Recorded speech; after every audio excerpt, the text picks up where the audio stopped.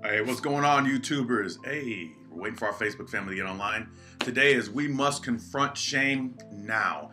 You are never alone, and this is the Motivation Midday Mix here, and we're waiting for our Facebook family to get on, and they're here. All right, ladies and gentlemen, how are you doing today? I hope you're doing well. My name is DeMarcus. I'm here for your motivational mix today, and today is going to be, it could be a powerful video. I have a list of different videos in my phone. So what I do is whenever an inspiration hits me, whether it be something I'm going through, I put it in my phone. And so these are all video ideas that I've either done or I haven't done yet.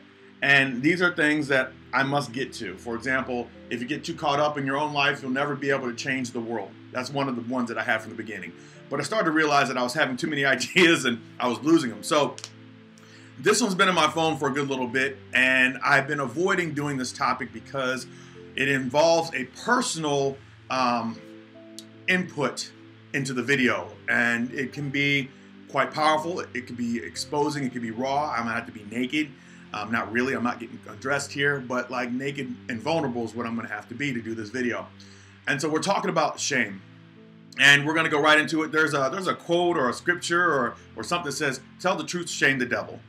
And when I heard that quote back in the day, I always thought that meant that if you tell the truth, you will always be good because you're shaming the devil in one way, shape, or form, meaning that you're telling the truth so that, the devil doesn't have any control over you.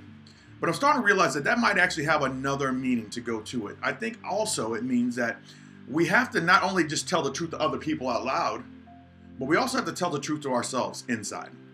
And the reason I say that is because inside of us lies this thing called shame.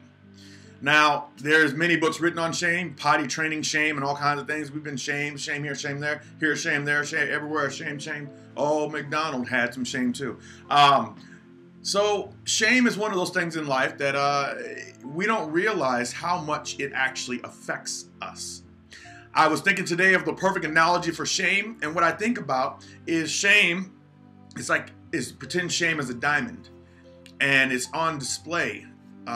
But it's in the vault. It's got lasers going to it. It's also got bars going down. It's got a heavy door, and we hide our shame behind that. Now, the only problem is that if a fire was to happen and we had to get out our valuables, we obviously have to unlock the door, lift up the bars, go through the smoke, go through the lasers, get the diamond, and get out, right? Having shame actually slows us down in life. Having shame is one of those things where, by doing it and having it, what we're actually doing is we're giving ourselves a permission to not be authentic. We can never reach our true self because we have shame. You're like, what are you talking about? Well, the shame that we have actually holds us back because we can't tell everybody everything because there's certain things that we are ashamed of in our personal lives and about the person that we are and the things that we feel and the things that we think. We're ashamed to do it. And as long as you are ashamed, you will never be able to fully connect. There's shame. Shame is pretty powerful. And so I wanted to go into the fact that we must confront shame now. Why? Because without shame, what happens is you get to be free. Because now you don't feel like anybody's judging you. And it doesn't matter if they're judging you or not, because the idea behind shame is not about the other person. Shame is about how you feel and about what you feel inside about what you think other people are going to feel. You get what I'm saying? So like I said, I don't know where it's going to go. I might tear up. I don't really know where this video is going to go. So just, stick with me. This is probably going to be a long one, so I'm sorry, but I'm not sorry because shame is important. So I want you, for some of the things that personally I can go into, like real quick shame things. When I was growing up, I was overweight. And I was made fun of a lot for it. And that's one of the things I think that, the body image piece of me comes from. The fact that I'm overweight and the fact that I use food as a comfort. So I'm overweight and using food as a comfort. It never really went together. And no matter how many muscles I put on, I still have a part of me who still doesn't feel like they're good enough or great enough or kind enough or sweet enough or, fit enough to go and to do this. That's why I work out so hard and I eat right, because I want to feel like I have the body that obviously I have seen on TV, and I've taken that to be what the real body's supposed to look like, and I know I can get there, but I'm choosing not to for some strange reason. Why? Because I'm ashamed to talk about it. I'm ashamed that I was called fat as a kid. I'm ashamed that I'm still called fat every once in a while. And it hurts. But, you know, as I'm shamed for it, I don't really, you know, I laugh it off, but it's a part of me. Another thing that I was shamed about recently is, you know, or about a couple years ago, was the fact that I'm losing my hair. I was shamed about that, you know, the fact that I was losing my hair and going bald. I was shamed about the grays in my beard, you know, feeling that, you know, I couldn't find somebody who's going to like me for the fact that I'm going bald and I'm going gray, you know. I was trying to find it before it happened, but obviously it was not in the plans. The biggest shame that I actually had to go through in my life had to do with me in school, and you can see them perfectly. The wrinkles in my head, you can always see them. They're always there. And it was a big deal because I was made fun of so much for being fat. I was made fun of so much for these wrinkles here that I had a very low self-esteem growing up. Very, very low. And I really didn't feel like I belonged in a lot of places. And I thank God that I had developed a strong connection to my parents and to God as a whole, even though, you know, I didn't really get into the church, because I did have suicidal thoughts. Never acted upon them, but they were there because I felt like I couldn't go anywhere. I felt like I couldn't do it. That's one of the things, I don't know if you guys know this, but I'm writing a book. But one of the book I'm writing is going to be telling my story about how I had to go through being so dark and feeling so alone at all these times to where I felt like nothing was going to get there and nothing was going to get me out of there. But I made it through. But there's still times where you kind of revert back to the fact that you hide things because you're ashamed of them. And so the aspect of shame for me, like I said, this is kind of going into a personal. I was watching last night.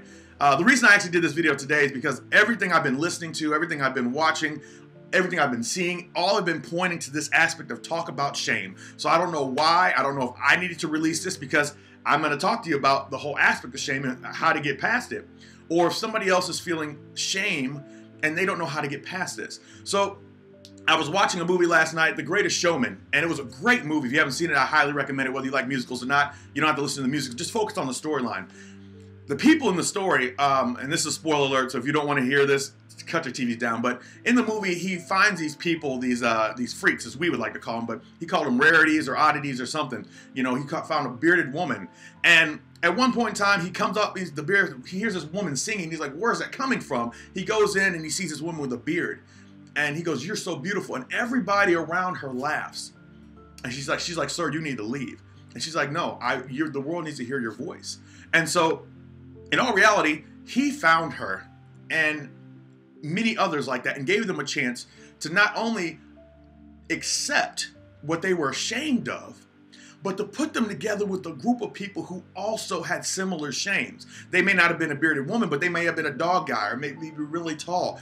See, the thing is about shame, is that shame plays a part on if you're not like everyone else, then you are an outcast, because that's what they tell us. If you think about it, kids who make fun of kids in school, they make fun of kids who are different than them because they feel like they're the same. Now, the idea behind it, think about it. Schools, we talk about the bullying, right? But let's take it back centuries and centuries.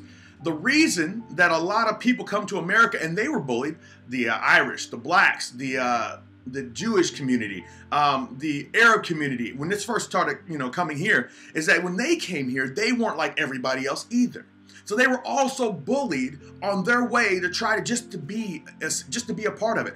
People go to school to try to fit in, but you can't fit in if you look that much different. If you have a horrible face, or if you have man boobs, or if you're abnormally tall, abnormally short, or round, people are going to make fun of you, and you hide the pain that causes. That creates that shame. So here we go. So the reason I keep addressing this whole shame piece is because what happened in the video is that they had to take hold of the fact that they had what they had to step out of what was shaming them to become powerful. It wasn't until they stepped outside of what was shaming them that they find the unity of others. So if something's shaming you right now, what you need to do is you need to understand that, one, you're never alone. That's the problem with us. That the fact that people make fun of us, the fact that we put ourselves in a box and put that shame in that cage and lock it away, is because we feel like we're not like everybody else. But the ironic part about it is that there are probably more people who have the same shame as you do than there are people who don't have that shame. Yes, you don't look like Keeping Up with the Joneses. You don't look like the Joneses. It doesn't matter. You look like the Tunstals. You look like the McGillicuddies. You look like whoever you're supposed to look like and be like. Don't let the fact that the world does not accept you as normal stop your journey. Because in all reality, it's the exceptional people that will make way for others. So I have paradigms in my life that kind of play, that are consistently playing.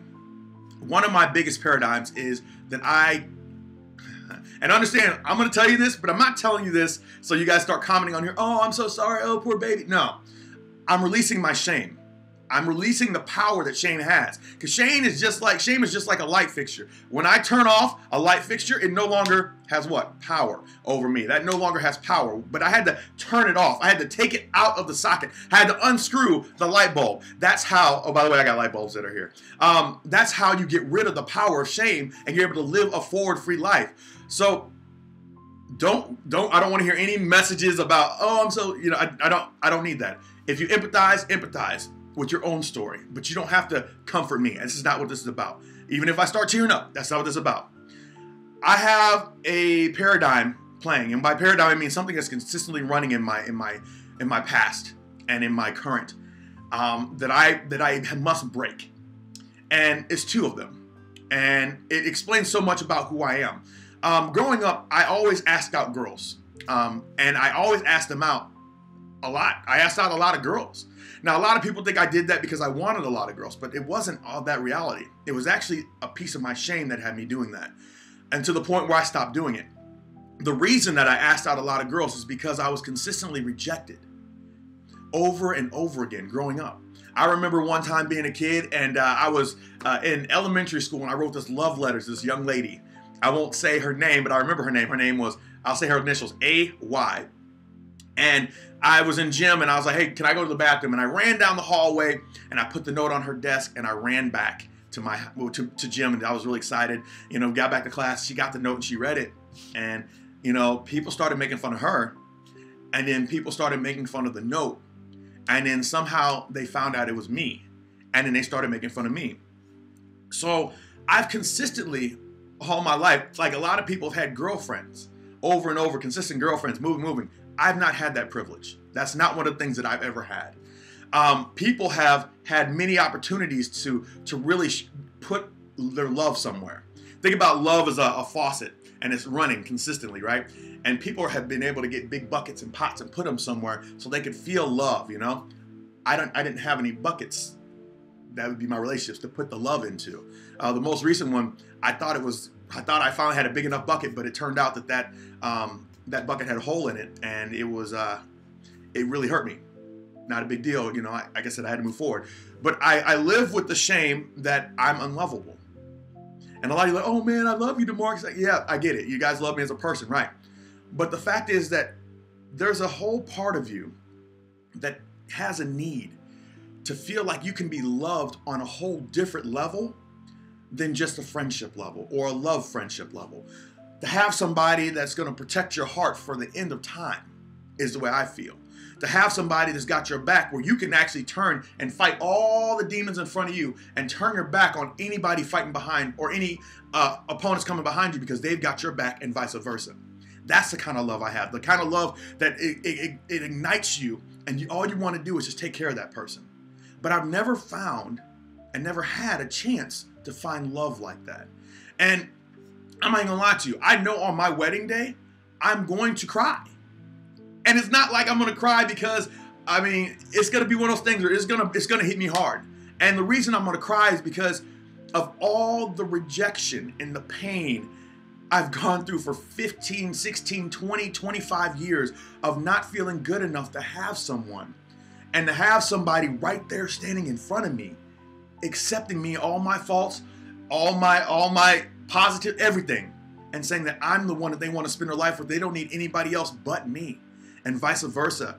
That's going to break me down because I have never experienced something like that. The thing is, my parents have instilled love into me. Their love is powerful. My grandparents' love, powerful. The church's love, powerful. First Baptist Church in Inwood Park. That's why I spent most of my childhood.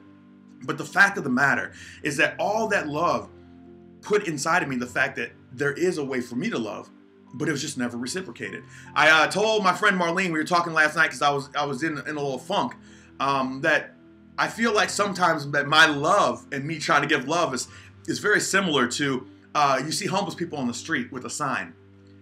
But instead of trying to get money from people, I'm on the sign saying I will love hold on, we'll give hugs for love, or I don't know, just trying to give the love away. And just like whenever you see people, they drive past, they ignore you, they roll up their windows, they keep moving. That's how I feel sometimes about that aspect of love. Now I know, and everybody's confirmed it, and I know it because I've studied it, that, you know, sometimes the reason that you don't have the love you have right now is because it's still in the works. You're still being prepared for her, and she's still being prepared for you for that greatness.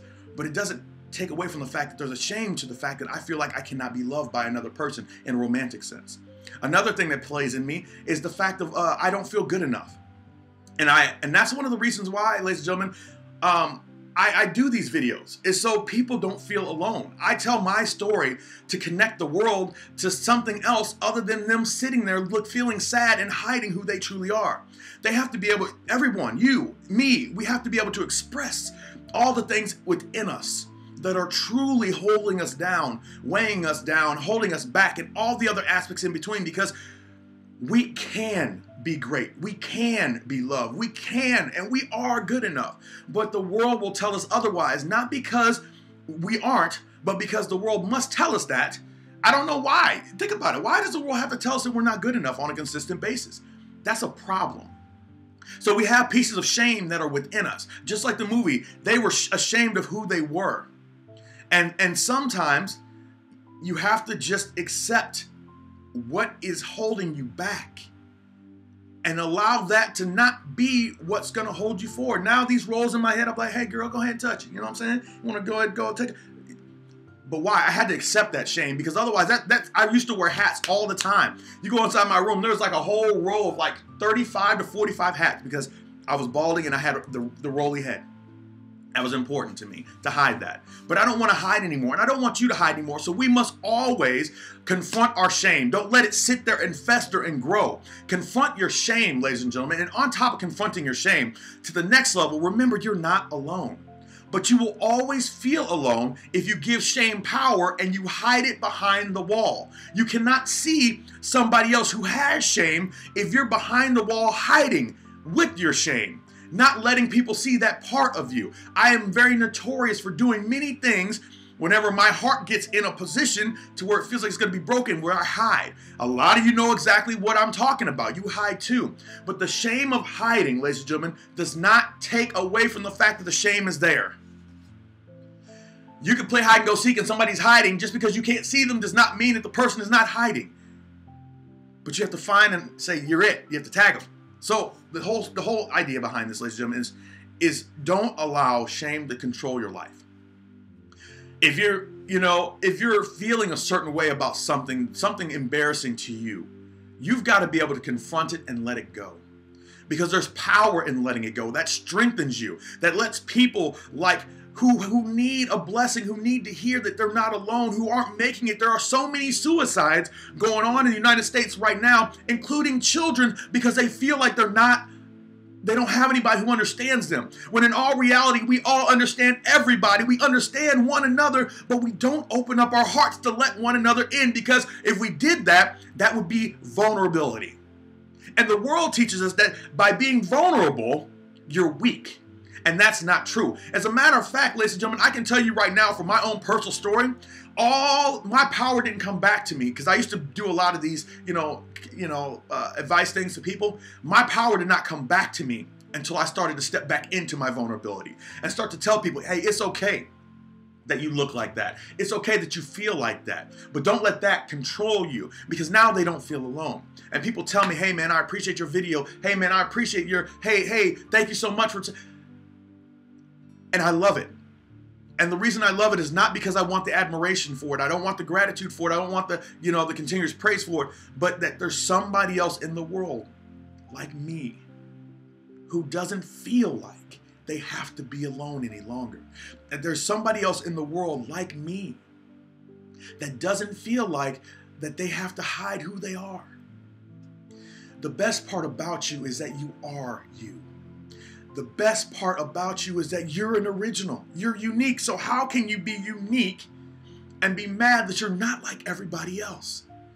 Society wants to keep us down. They want to keep us medicated, ladies and gentlemen. They want to keep us, in counseling. They want to keep us sad and depressed because why? Look at the TV. They are advertising things to make you happy. Whether it be vacations, whether it be food, whether it be medication. These side effects are diarrhea, upset stomach, sleeping time, and death. But we take these things.